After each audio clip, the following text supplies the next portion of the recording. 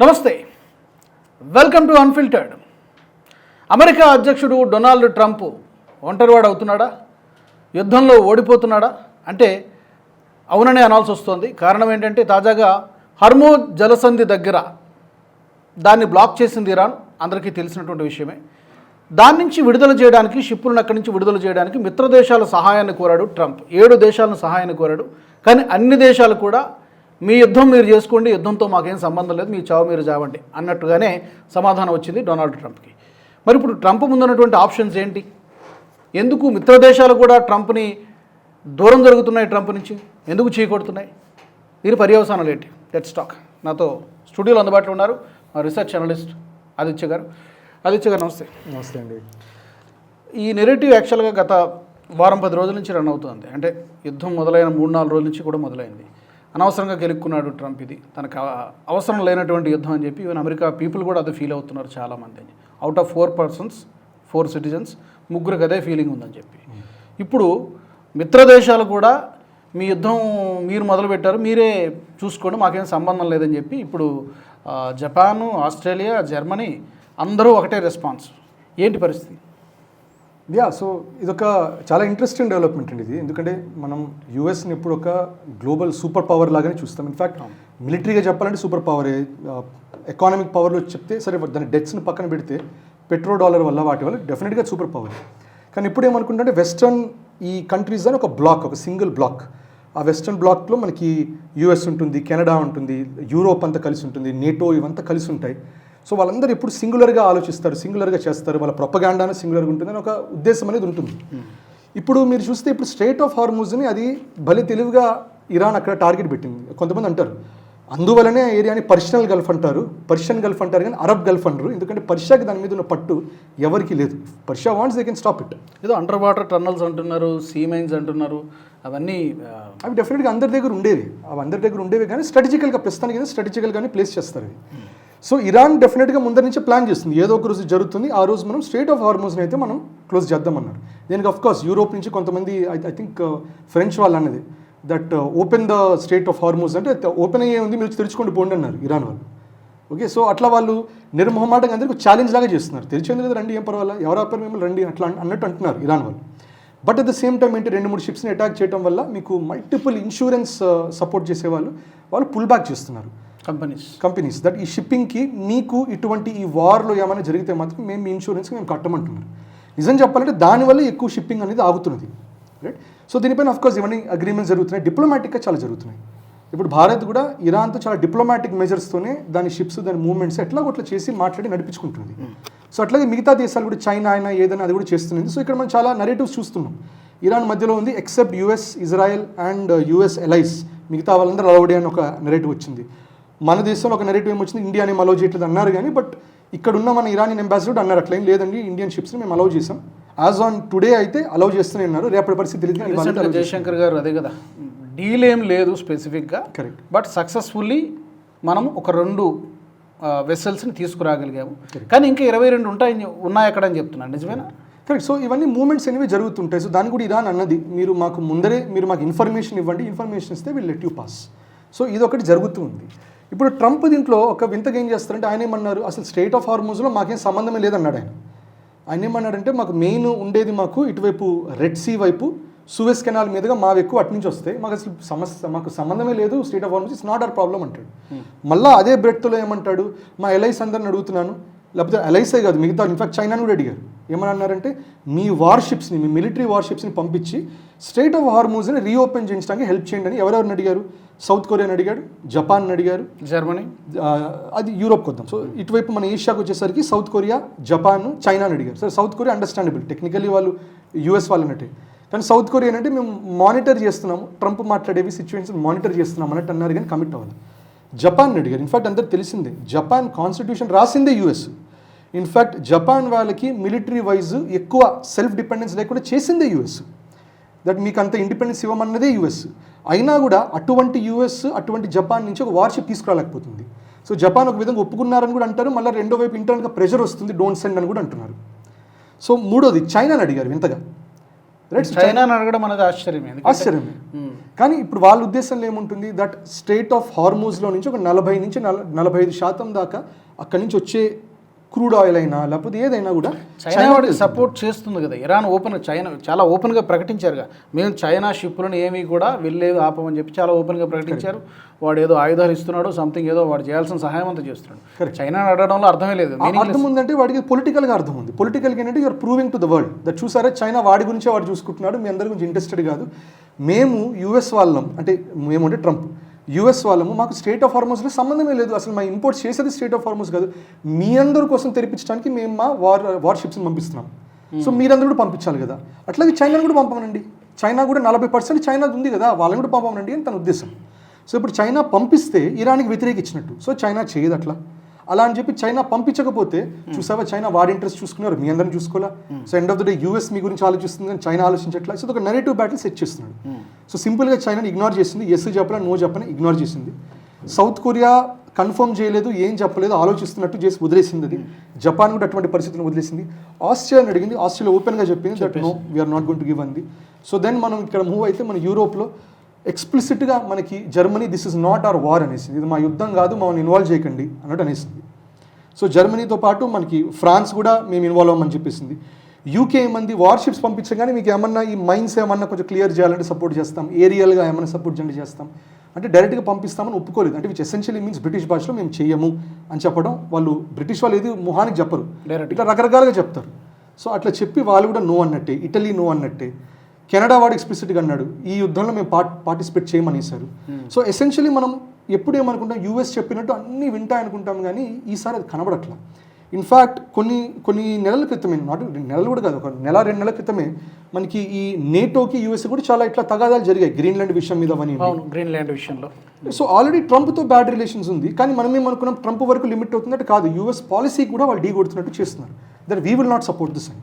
So ఇక్కడ good signal ఏంటంటే మనకి ఇది ఒక వరల్డ్ వార్ 3 అనే కాన్సెప్ట్ అవాయిడ్ చేయడానికి అందరు ప్రయత్నిస్తున్నారు. చైనా సో వాళ్ళు డైరెక్ట్గా ఇన్వాల్వ్ కావడానికి ఆసక్తి చూపించట్లేదు. Why do want to make it a bigger war. ఇంకోటి ఇరాన్ కూడా దాని మిలిటరీ స్ట్రాటజీ ఎట్లా ఉంది, యూఎస్కి మీరు సపోర్ట్ ఇస్తే ఒక క్రెడిబుల్ టార్గెట్ అనేసింది, నిరూపించింది కూడా. It's not an empty threat. So యూఏఈలో 7 ఎమిరేట్స్ ఉంటే దుబాయ్ అబుదాబిని టార్గెట్ చేస్తుంది. మొన్న ఫుజేరా బేస్ నుంచి ఏదో జరిగిందని తెలిసింటే ఫుజేరా మాత్రమే టార్గెట్ చేసింది. అజ్మాన్ ఏం చేయాలి, షార్జా ఏం చేయాలి, ఉమ్మల్ కువైన్ ఏం చేయాలి, రాసల్ ఖైమా ఏం చేయాలి. ఇప్పుడు మొన్న ఈ ఖర్గ్ బేసిన్ కూడా మళ్ళీ నాకు తెలిసిన మటుకు దానికి రాసల్ ఖైమా నుంచి అక్కడి నుంచి కొట్టారంటున్నారు, ఇరాన్లో ఉన్న ఖర్గ్ అనే ఐలాండ్. అవును, చాలా క్రూషియల్. కరెక్ట్. సో ఇప్పుడు దాన్ని టార్గెట్ చేస్తామంటుంది, ఇన్ఫాక్ట్ చేస్తున్నారు వాళ్ళు. సో అట్లాగే సిప్రస్ కూడా ద మూమెంట్ బ్రిటిష్ వాళ్ళు సిప్రస్ బేస్ వాడుకోవచ్చు అని చెప్పిన వెంటనే సిప్రస్ మీద టార్గెట్ జరిగింది. అది ఇరాన్ చేసిందా, ఇజ్రాయెల్ చేసిందా, యూఎస్ అది సెల్ఫ్ డ్యామేజ్ చేసుకున్నారో మనకు తెలియదు. కానీ బట్ ఎండ్ ఆఫ్ ది అందరూ తెలిసిన విషయమే that once you accept this మీరు కూడా you're part of war. World war కూడా అట్లాగే జరిగింది కదా. వరల్డ్ వార్లో కూడా డైరెక్ట్గా ఇన్వాల్వ్ అవ్వకపోయినా మీరు ఒకరికి సపోర్ట్ చేయడం వల్ల you're part of the war అని భావించారు. అట్లాగే వరల్డ్ వార్ అనేది అయింది. సో ఇదొకటి అవర్ట్ అనేది జరుగుతుంది ఇట్లా. సో రెండోది ఏంటంటే యూఎస్ ఈ డామినెన్స్ అనేది తగ్గుతున్నట్టు కనబడుతుంది. ఇన్ఫాక్ట్ డైవర్సిఫికేషన్ జరుగుతున్నది. దట్ యూఎస్ భారత్ మీద ఎన్ని టారిఫ్లు పెట్టినా కూడా end of the day Europe వచ్చి ఫ్రీ ట్రేడ్ అగ్రిమెంట్ పెట్టుకొని టారిఫ్స్ అని తగ్గించేసేసి ఇండియాని ఒక రిలయబుల్ పార్ట్నర్గా పెట్టుకుంటుంది. రష్యన్ ఆయిల్ మీద శాంక్షన్స్ పెట్టి రష్యన్ ఆయిల్ మీద తీసుకోవడానికి వీలు లేదంటే యూరోప్ ఏం చేసింది చక్కగా, ఇప్పుడు రష్యన్ ఆయిల్ మనకి ఎట్లా వస్తుంది, మెడిటరేనియన్ సీ మీదగానే వస్తుంది. మెడిటరేనియన్ సీ మీదకి వెళ్ళి అది నీట్గా వెళ్ళి సూయిస్ కెనాల్ మీదగానో ఎట్లాగొట్లా వచ్చేది రెడ్ సీ దాటుకుంటే భారత్కి వచ్చి ఇక్కడ రిఫైనింగ్ వెళ్ళి మళ్ళీ ఇదే ఆయిల్ మళ్ళీ వెళ్ళి యూరోప్ చేరుకుంటుంది. So they need that. ఇప్పుడు ఏదైతే వద్దని చెప్పిందో అమెరికా, రష్యా నుంచి కొంటే మీరు వార్ని సపోర్ట్ చేస్తున్నట్టే, మీరు వార్ని ఫండింగ్ చేస్తున్నట్టే అని చెప్పిందో, మరి అదే అమెరికా ఈ మధ్య మీకు ఒక 30 రోజులు మేము మీకు మినహాయింపు ఇస్తున్నామని చెప్పి మళ్ళీ అంటే 30 రోజులు మరి యుద్ధాన్ని మీరు ఫండింగ్ చేసినా పర్వాలేదు అంటే 30 రోజులు ఫండింగ్, అది కూడా మామూలు ఫండింగ్ కాదు, వేరే లెవెల్ ఫండింగ్. ఎందుకంటే డిస్కౌంటెడ్ కాదు కదా, రష్యా ప్రీమియం ప్రైస్లో అమ్ముతున్నది. ఇప్పుడు నేను చదివాను యాక్చువల్గా ఒక వార్త నిన్న మొన్న, ఈ యుద్ధం వల్ల రష్యాకి ఎవ్రీడే ఎక్స్ట్రా ఇన్కమ్ 1380 crores వస్తుందట బికాస్ ఆఫ్ దిస్ ఆయిల్. 1380 కోట్లు మన కరెన్సీలో. అంటే వాళ్ళు లాభపడుతున్నారు. డెఫినెట్గా లాభం వస్తుంది వాళ్ళకి, right. At the same time మళ్ళీ యూక్రెయిన్కి వెళ్తున్నారు. యూక్రెయిన్కి వెళ్ళి ఈ డ్రోన్స్ని డిఫెన్స్ టెక్నాలజీ హెల్ప్ చేయండి, డ్రోన్ టెక్నాలజీ అంటే మళ్ళీ యూక్రెయిన్ దగ్గరికి వెళ్తున్నారు. అసలు ఓవరాల్ ఇక్కడ పాలసీ అనేది కొంచెం ఎక్కడో క్లారిటీ ఉందా లేదా మనకైతే అర్థం అవ్వట్లేదు యూఎస్ సైడ్లో. But what we can see evidently ఏంటంటే డైరెక్ట్గా అందరూ ఇప్పుడు యూఎస్కి నో చెప్పిస్తున్నారు. ఇది పొలిటికల్గా ట్రంప్కి కూడా ఒక పెద్ద సెట్ బ్యాక్ ఇది. ఎందుకంటే ఆయన మామూలుగా ఏం చెప్తారు, మాగా మేక్ అమెరికా గ్రేట్ అగైన్. మరి దాంట్లో సడన్గా మరి గ్రేట్నెస్ అనేది కనబడట్లా. సో మీరు రాకముందు అందరూ వినేవాళ్ళు వెస్ట్లో, అట్లీస్ట్ ఇప్పుడు వినట్లేదు. సో అది లోకల్ పొలిటికల్గా అయితే ట్రంప్కి బాగా ఇంపాక్ట్ అనేది అయితే అవుతుంది ఇది. అట్లాగే గ్లోబల్గా జియో పొలిటికల్గా ఏంటంటే డాలర్ మీద ఇప్పుడు కాన్ఫిడెన్స్ పోతుంది ఇంకా. ఎందుకంటే మీరు డాలర్ మీద ఇన్వెస్ట్ చేయడం వల్ల యూఎస్ వచ్చి మిమ్మల్ని ఒక ప్రొటెక్షన్ గ్యారంటీ ఇచ్చింది, వెస్ట్ ఏషియా మొత్తం ఇచ్చింది, నేటోకి ఇచ్చింది. ఇప్పుడు అవంతా బ్రేక్ అవుతుంది. ఇన్ఫాక్ట్ యూఎస్ చేసిన ఇంకో పని, రకరకాల సంస్థలు గ్లోబల్ సంస్థలు బయటకు వచ్చేస్తుంది. ఇప్పుడు వరల్డ్ హెల్త్ ఆర్గనైజేషన్ నుంచి బయటకు వచ్చేసింది. తన నిర్ణయమే కదా అంతా. సో ఇప్పుడు యునైటెడ్ నేషన్స్ కూడా మొన్న ఒక స్టేట్మెంట్ ఇచ్చింది, దాంట్లో మాకు ఫండింగ్ సరిపోవట్లేదు, ఫండింగ్ ఇవ్వండి అంటున్నారు. ఇప్పుడు ఓవరాల్ వరల్డ్ వైడ్ అంటే గ్లోబల్ ఆర్డర్లో నమ్మకం ఉండట్లేదు ఇంకా వాళ్ళకి. దట్ యూఎస్ స్థాపించిన సంస్థలు యూఎస్ఏ అది ఫాలో అవ్వట్లేదు, దాని నుంచి అది అంటే in terms of money nobody wants to fund it. So అట్లా ఓవరాల్ ఒక అమెరికన్ హెజిమనీ అనేది చిన్నగా బ్రేక్ అవటం అనేది కనబడుతుంది ఇప్పుడు మనకి. కరెక్ట్. అది అంటే ఈ గల్ఫ్ కంట్రీస్ కూడా ఇప్పుడు ఒక అభిప్రాయంలో ఉన్నాయి ఏంటంటే, మేము ఆపత్కాలంలో ఉన్నాం, మేము క్రైసిస్లో ఉన్నాం, మమ్మల్ని ఆదుకోవడానికి అమెరికా రావట్లేదు. అలాంటప్పుడు వై షుడ్ వై, మీకెందుకు, మీ స్థావరాలు మా దగ్గర ఎందుకు అనేటువంటి అభిప్రాయంలో గల్ఫ్ కంట్రీస్ కూడా ఇప్పుడు ఉన్నాయి. సో గల్ఫ్ కంట్రీస్ రెండు, ఒకటి ఏంటంటే మీ ఆయిల్ మొత్తాన్ని డాలర్స్లో అమ్మండి, మీకు బేసెస్ పెడతాము, బేసెస్ పెట్టి మీ డిఫెన్స్ అంతా మాదే, మా పూచి మాది. సో ఇదొకటి చెప్పారు. రెండోది ఏంటంటే వాళ్ళకి మీకు వచ్చే ఈ పెట్రో డాలర్స్ వచ్చే డబ్బులతో మీరు వచ్చి యూఎస్లో ఇన్వెస్ట్ చేయండి, రకరకాల ఇన్వెస్ట్మెంట్స్ పెట్టుకోండి అని చెప్తారు వాళ్ళు. సో ఇప్పుడు ఈ రెండు ఛాలెంజ్ అవుతాయి. దట్ మిమ్మల్ని నమ్ముకోవడం వల్ల మా అసెట్స్ అన్ని డ్యామేజ్ అయ్యాయి, మాకు రిస్క్ వచ్చింది, మా రెప్యుటేషన్ డ్యామేజ్ అయింది. సో ఇవన్నీ వెస్ట్ ఏషియా మొత్తం ఒక విధంగా యూఎస్ మీద ఆల్రెడీ మండి పడుతుంది ఆల్రెడీ. ఇది యూఎస్ డ్యామేజ్ కంట్రోల్కి వెళ్ళాలి. సో ఎసెన్షియల్ ఇప్పుడు యూఎస్కి ఎటువంటి పరిస్థితి వస్తుందంటే దానికి 3 ఆప్షన్స్ ఉంటున్నాయి ఇప్పుడు. ఫస్ట్ ఆప్షన్ ఏంటంటే అది 1, quit the war, say that okay fine అయిపోయింది, మేము గెలిచేసాం, అయిపోయిందిలే, రెజిమ్ చేంజ్ అయిపోయింది అని చెప్పేయాలి. దీనివల్ల ఏంటంటే వెస్ట్ ఏషియా ఇంకా థ్యాంక్ యూ బాయ్ ఇంకా రాకండి మళ్ళీ అని చెప్పిస్తుంది. ఆయిల్ యువాన్లో కావాలంటే యువాన్లో అమ్ముతాం, లేకపోతే మీకు రూపీస్లో కానీ రూపీస్ అంతా అనేస్తారు. దాంతో పెట్రోల్ డాలర్ అంతా కొలాప్స్ అవుతుంది. యూఎస్కి ఇది పెద్ద సెట్ బ్యాక్. ఇది ఆప్షన్ 1. ఆప్షన్ 2 ఏంటంటే దానికి బూట్స్ ఆన్ ద గ్రౌండ్.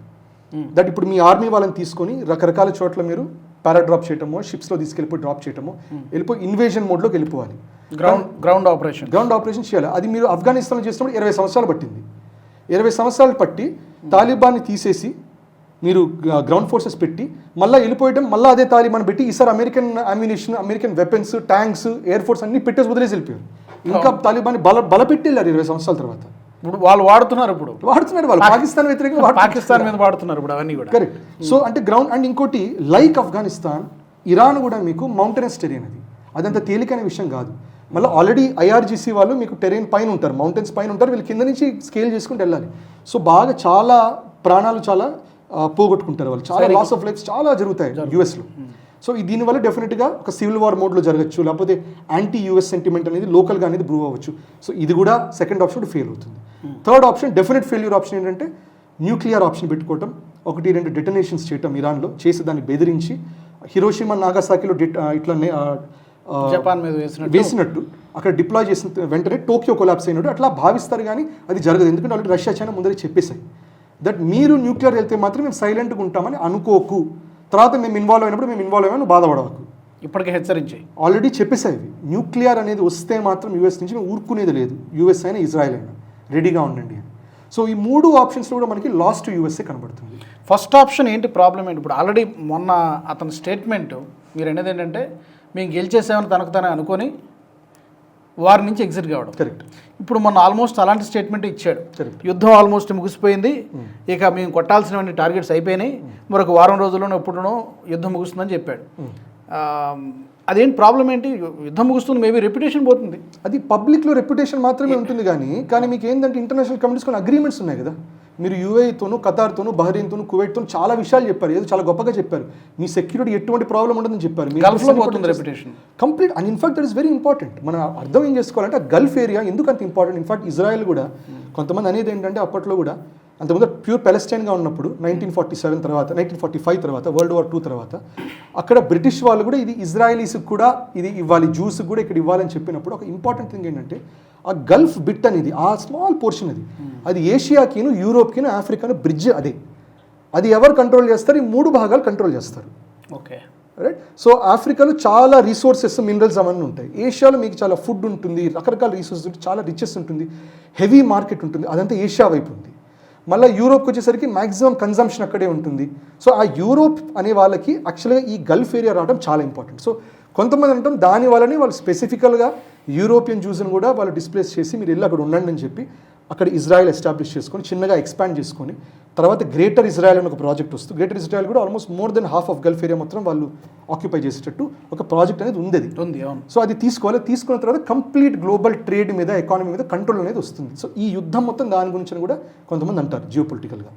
ఇది గ్రేటర్ ఇజ్రాయెల్ అది ఇజ్రాయెల్ యాంగిల్లో. యూఎస్ యాంగిల్లో ఏంటి, యూఎస్ హెజ్మనీ ఉండాలంటే మీకు వెస్ట్ ఏషియా మొత్తం బేసెస్ ఉండాలి. సో మీకు ఇజ్రాయెల్లో ఉండాలి, సిప్రస్లోనే ఉండాలి, మీకు ఇటువైపు ఎరిట్రియా వైపు ఉండాలి, మీరు ఆఫ్రికాలో ఈ సైడ్కి రెడ్ సీకి ఇటువైపు ఉండాలి, మీకు వెస్ట్ ఏషియాలో అటువైపు ఈ మనకి స్టేట్ ఆఫ్ హార్మోస్ వైపు ఉండాలి. ఇవన్నీ ఉంటేనే యూఎస్ కూడా వాటన్నింటి మీద కంట్రోల్ ఉంటుంది. సో ఇప్పుడు ఆ కంట్రోల్ అంతా పోతుంది. కంట్రోల్ పోయినప్పుడు కంట్రోల్ ఎవరు తీసుకుంటారు, మీకు మోస్ట్లీ ఇజ్రాయెల్ తీసుకుంటారు. ఇజ్రాయెల్ని బ్యాలెన్స్ చేయండి, ఇరాన్ ఏం చెప్తుంది, రష్యాకి ఇచ్చానికి వచ్చి మీరు బేసెస్ పెట్టుకోండి అని చెప్తుంది. ఇన్ఫాక్ట్ ఆ స్టేట్మెంట్ ఆల్రెడీ వచ్చింది అంటున్నారు. దట్ ఇరాన్ ఆల్రెడీ ఏమంటుందంటే 2-3 కండిషన్స్ పెట్టాయి. దట్ కంప్లీట్గా మీరు వెళ్ళిపోండి, మీరు ఇంకా యుద్ధం ఆపేసి వెళ్ళిపోండి. సెకండ్ వచ్చేసరికి ఇజ్రాయెల్ మాకు ఒక $300 బిలియన్ $500 బిలియన్ మీరు రిపాట్రియేషన్ ఇవ్వండి మీరు చేసిన డ్యామేజెస్కి.